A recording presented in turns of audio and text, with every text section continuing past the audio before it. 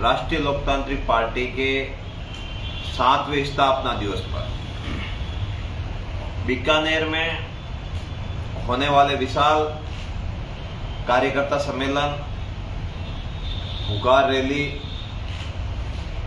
को लेकर आपके बीच में उपस्थित हुआ हूं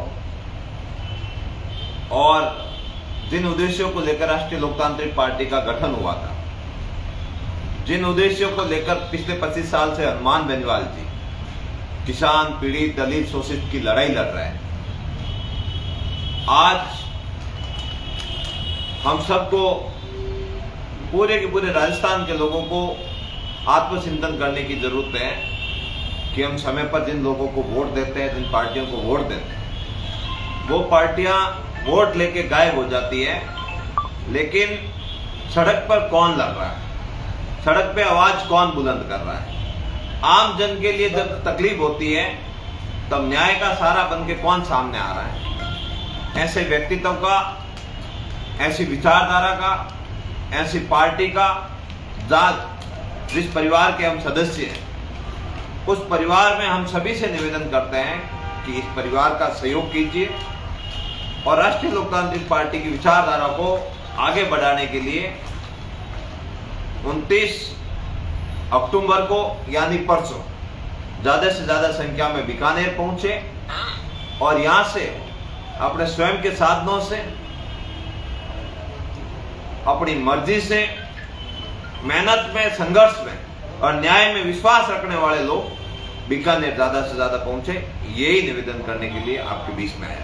सर, आप बात करें तो बालोतरा शहर की रोडों की बात करें, पानी की समस्या की बात करें, बिजली की समस्या की बात करें, इसको लेकर आप क्या कहना चाहोगे सर? अब बात ही कर सकते हैं, समय पे वोट तो लोगों ने दूसरों को डाल दिए, जो शहजादे थे, जिन्होंने सांदी के समझ में खाना खाया, जिन्होंने आम लोगों की जीवन में, रोजमर्रा में क्या हालत है उसको देखा नहीं, ऐसे लोगों को सुन के भेज दिया, फिर ना तो रोड होगी, ना लाइट होगी और ना ही कोई व्यवस्था सही हो पाएगी। कभी यहां से भागकर जयपुर में बैठ जाते हैं, जयपुर में लोग पीछे पहुंचते हैं, तब पीछे के दरवाजे से निकलकर यहां आ जाते, 3 दिन घर में पैक रहते, फिर भाग के जयपुर चले जाते। ऐसी स्थिति हो रखी है क्योंकि ये काम नहीं कर पा रहे हैं और इन्होंने काम कैसे होता है वो देखा ही नहीं। पिताजी के राज में आनंद लिया, मजे किए और अब जनता ने विधायक बना दिया, तब मैं क्या कर सकता उसमें। तार सिंह ढोली को इस महारैली के बाद बड़ी जिम्मेदारी मिलने वाली है। देखिए, मैं एक आज साधारण घर में, एक गरीब परिवार में जन्मा व्यक्ति जिसने चुनाव भी लड़ लिया और चुनाव लड़ने के बाद प्रदेश में जहां कहीं भी इस परिवार में रहते हुए, राष्ट्रीय लोकतांत्रिक पार्टी के परिवार में रहते हुए जहां लड़ाई लड़ी, उस लड़ाई को लगभग पार लगवाया और मुझे बहुत प्यार मिल रहा है। और इससे बड़ी जिम्मेदारी क्या हो सकती है? लोगों का जो प्यार होता है, आमजन का प्यार होता है, वही सबसे बड़ी जिम्मेदारी है और मुझे तो राष्ट्रीय लोकतांत्रिक पार्टी परिवार ने बहुत कुछ दिया, यही बड़ी जिम्मेदारी है और जो पार्टी मुझे जिम्मेदारी देगी उसको मैं बड़ी ईमानदारी से निर्वहन करूंगा। क्या प्रदेश अध्यक्ष की जिम्मेदारी मिल सकती है? देखिए, प्रदेश अध्यक्ष बनाना नहीं बनाना पार्टी के हाथ में है और मैंने कभी इस रेस में खुद को शामिल नहीं किया। मैंने स्वयं को कार्यकर्ता समझा है। लोकतांत्रिक पार्टी राजस्थान में किसानों, जवानों की लड़ाई कैसे लड़े, इसके लिए कार्य करेंगे। क्या लगता है इस महारैली में कितने लोगों का? रिकॉर्ड ही तोड़े हमने। हमारा जन्म रिकॉर्ड तोड़ने के लिए हुआ है। हम यहाँ आए हैं राजस्थान में तो रिकॉर्ड ही तोड़ेंगे और नए रिकॉर्ड बनाते जाएंगे और नए रिकॉर्ड बनाते बनाते राजस्थान में किसान के बेटों का, दलित के बेटों का, पीड़ित के बेटों का, आम जन का, मेरे जैसे साधारण परिवार में जन्मे लड़ाकों का कब्जा होगा, ये मैं आपको भरोसा दिलाता हूँ। सर, आपने 1 महीने पहले डोली के अंदर डालो, डालना पड़ेगा, डलवाए। बाकी जगह जिन्होंने पैसे नहीं डाले, 5 गांव में क्यों डाले? अब ये लोगों को जाके बोल रहे हैं, घूम के बोल रहे हैं कि ये तो पैसे केंद्र सरकार के, पर केंद्र सरकार ही देगी पैसा, मेरे पिताजी थोड़ी देंगे। राज्य से पैसा छीन के लेते हैं, ये ताकत हमारे अंदर है, उस आंदोलन का परिणाम है। अगर नहीं हुआ तो मेरी शादी के बाद और बड़ा आंदोलन करके इनका दिमाग ठीक कर दूंगा। ये रोज बोलते बारिश के समय आप लोग आ जाते हो, इस बार सर्दी में आऊंगा, विधानसभा घेरूंगा। हनुमान बेनीवाल जी के नेतृत्व में घेरेंगे, सुप थोड़ी बैठेंगे। जब किसी मसले को हाथ में ले लिया उसको पार लगाएंगे। आप मीडिया के बंधुओं को भी मालूम है कि जब हम लोग इस आवाज को नहीं उठा रहे थे तब कौन सुन रहा था। आप पिछले 15 सालों से इस मुद्दे को बड़ी प्रमुखता से उठा रहे, कोई हलचल हुई नहीं हुई, अभी क्यों हो रही है बताओ? इसका परिणाम है संघर्ष। आपने कहा शादी के बाद, तो शादी कब होने वाली है ये भी तो देखिए, ये एक जिम्मेदारी है, किसी को लेट ले जल्दी लेनी पड़ती, और अब घर वालों की इच्छा है। मेरे नेताजी भी कहते हैं कि शादी टाइम पे कर लेनी चाहिए, और कई लोग कहते हैं लेडी लक भी चलता है, तो जरूर इस जिम्मेदारी। क्या लगता है आपकी पत्नी जी आपके जीवन साथी बनकर आएगी तो क्या लगता है आप विधायक बनोगे? देखिए, वो तो भविष्य की गर्भ में, विधायक पत्नी से बनता तो मैं पहले ही शादी कर लेता, सगाई हुए 5 नहीं, जिस प्रकार आपने अभी बोला कि लेडी लक होता है वो बात देख कहते हैं सभी लोग। अभी रविंद्र सिंह आपने अपने मुंह से ये भी बोला है। रविंद्र सिंह त्रिपाठी भी कह रहे थे कि मेरे जो किस्मत है मेरे शादी के बाद समके। हनुमान बेनीवाल जी कह रहे हैं कि मुझे शादी मैंने लेट की, पहले करनी थी, मेरे नेताजी कह रहे हैं। कई लोगों को सलाह भी दे रहे हैं शादी टाइम पे करो। मैं ये नहीं कह रहा हूँ, ये बातें इसमें सभी लोग कहते हैं 2 लाख काम करते हैं। पचपदरा विधायक का भी ऐसे कोई करिश्मा रहा होगा विधायक बनने का? पचपदरा विधायक का क्या करिश्मा रहा? पिताजी जा के रोए घर घर, मेरा बेटा है जिता दो, मेरा बेटा है जिता दो। जिता दिया लोगों ने, काम क्या किया? पार्लू में देखिए हालत आप। आज मैं पहले डोले के लिए संघर्ष क्यों कर रहा हूं?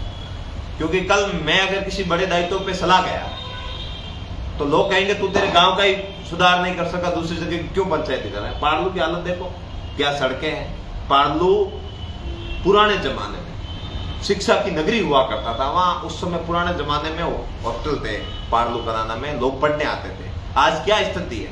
दयनीय स्थिति है। धर्म के द्वार है, धर्मपुरी जी का हमारे वहां पर मंदिर है भगवान जी का। तो इसके बाद भी अगर पार्लू जैसे कस्बे का विकास नहीं, वरना बालोतरा में बेशकीमती पशुपालन विभाग की जमीनों को बेच के खा जाना, अन्य तरह की कई बड़े पूंजीपतियों को जमीनें दे देना, आसपास के इलाकों की हालत खराब। ओवरऑल बालोतरा बहुत बुरी और दयनीय स्थिति में है। उसके बाद भी लोग नहीं समझे तो फिर मैं कहता हूँ ये लोगों की फिर क्या कह सकते हैं हम लोग। खान सिंह जी, आप बालोतरा पचपदरा विधानसभा क्षेत्र के बाद पूरे प्रदेश के कई अलग अलग जिलों के अंदर आप जाते हो, लोगों से मिलते हो। प्रदेश की क्या स्थिति अभी वर्तमान के अंदर? साहब आपको वहां जाना चाहिए। साहब वहां से गुड़द खटोला लेके जैसलमेर पहुंच गए। जैसलमेर पहुंचे, फिर पता चला यहाँ तो कुछ देना पड़ेगा, फोटो सेशन करके जोधपुर से वापस चले गए। अगर सही से उस समय मुआवजा दे देते तो सरकार की किरकिरी नहीं होती। उससे ये पता चलता है कि भजन लाल जी नाम के सीएम है, दिल्ली के सिवाय कुछ नहीं चलता। और यहाँ भी यही स्थिति है।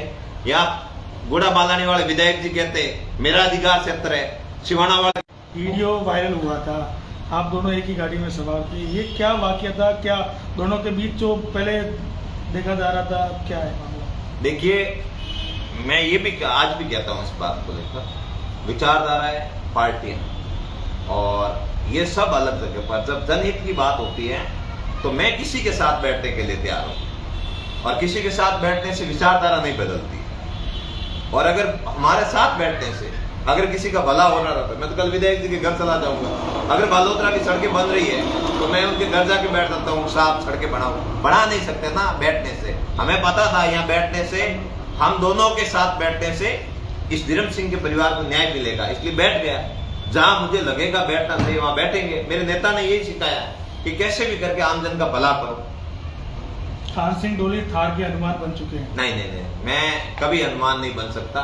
ये लोग प्यार से जो कह रहे हैं उनका प्यार है मेरे प्रति। मैं एक हनुमान बेनीवाल जी का सच्चा कार्यकर्ता हूँ, सिपाही हूँ, इसी में ही राज्य हूँ मैं।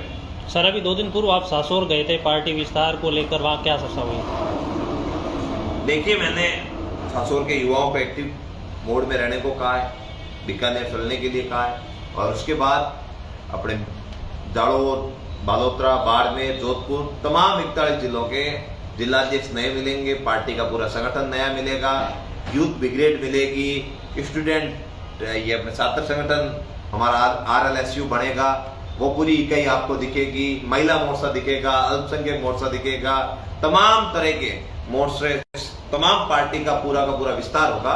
और आगामी पंचायती राज चुनाव में, निकाय चुनाव में, जिला परिषद जो चुनाव है, उन सभी चुनाव में दोनों पार्टियों को नानिमा याद दिलाने का काम कोई करेगी तो राष्ट्रीय लोकतांत्रिक पार्टी करेगी।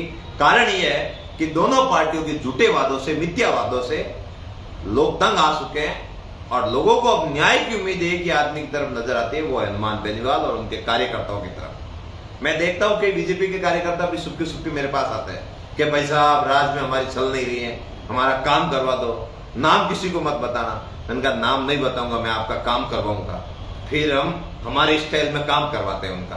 और करवाते अब क्या करें, उन बेचारों का हालत बुरा है। मैंने कहा अगली बार हमारा साथ दे देना, हम भी किसी को नहीं कहेंगे।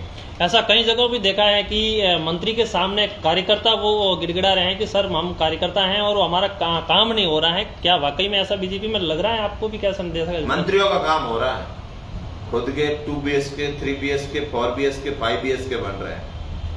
जगह जगह पे बड़ी लग्जरीज होटलें बन रही है, भरतपुर वगैरह जाके देख लेना, आपको पता चल जाएगा, जैसलमेर वगैरह। हाल ही में सांसद और पूर्व सांसद के बीच का एक वाकया खेल को लेके आया है, खेलकूद प्रतियोगिता। तो सांसद खुद देखे, वर्तमान उनके अधिकार क्षेत्र का हनन हो रहा है। मैं होता तो फिर बताता सांसद। अब बड़े उम्मीदवार राम जी को हमने जिता दिया, आपकी पार्टी की हमने जिता दिया। जिताने के बाद पिता की जिम्मेदारी होती है, भाई की जिम्मेदारी होती है भाई का ब्याह करवाना। उसके बाद तो अपना परिवार भाई को ही संभालना पड़ता है, बेटे को ही संभालना पड़ता है। हमने तो सांसद बनवा दिया, उम्मीदवार राम जी खुद अपने अधिकार क्षेत्र की रक्षा करे, कोई करवा दे। मेरे पास अगर मैं सांसद होता तो मैं नहीं करने देता ये। मैं सांसद हूं, मैं करवाऊंगा सांसद खेल महोत्सव। कौन होते हैं पूरे सांसद करवाने वाले? ये तो भाई खुद ही लोग अपने अधिकार क्षेत्रों में हनन करवा रहे, तो मैं क्या कर सकता बताओ? मेरे अधिकार क्षेत्र में कोई हनन कर रहा है तो बताओ, कोई है क्या कर रहा है? नहीं कर रहा है। मेरे अधिकार क्षेत्र में हनन एक ही आदमी कर सकता है, वही लोग हैं जो मेरे से प्यार करते हैं और मेरी बात कहीं पे भी जाकर रख सकते हैं, उनको अधिकार दिया है। बाकी ये मंत्री, पूर्व मंत्री, वर्तमान जितने किसी को अधिकार नहीं है।